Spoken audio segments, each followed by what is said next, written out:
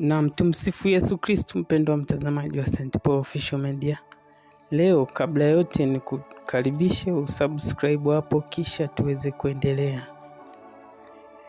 Taarifa rasmi kutoka katika Kanisa Katoliki Jimbo Kuu Katoliki la Dar es Salaam, ambapo baada ya uteuzi wa mhashamu askofu mteule Padre Vincent Laurent Mpwaji, ambaye ni padre aliyekuwa kansela wa Jimbo Kuu Katoliki la Dar es Salaam, ambapo tunategemea kutangazwa kuwa askofu rasmi ifikapo siku ya tarehe 5 mwezi wa 9 mwaka 2026.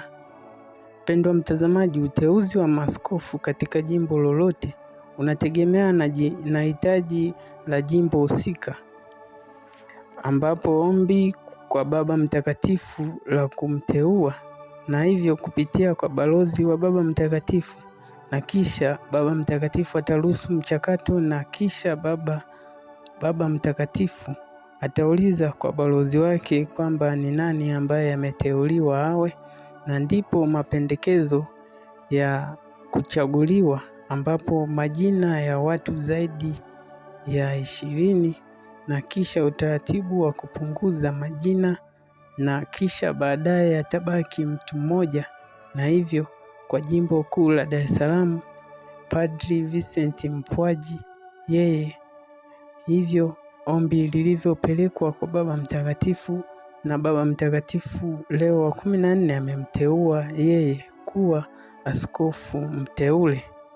Mpendwa mtazamaji, utaratibu wa kusimikwa askofu mteule wa Jimbo Kuu Katoliki la Dar es Salaam, Askofu Vincent Mpwaji.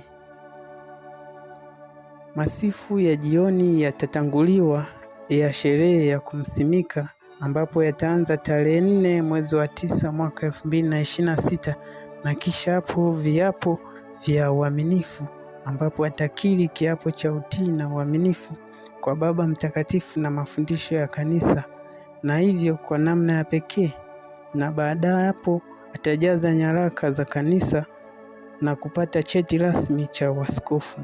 Mpendwa mtazamaji, endelea kufuatilia St. Paul Official Media, na Mungu akubariki.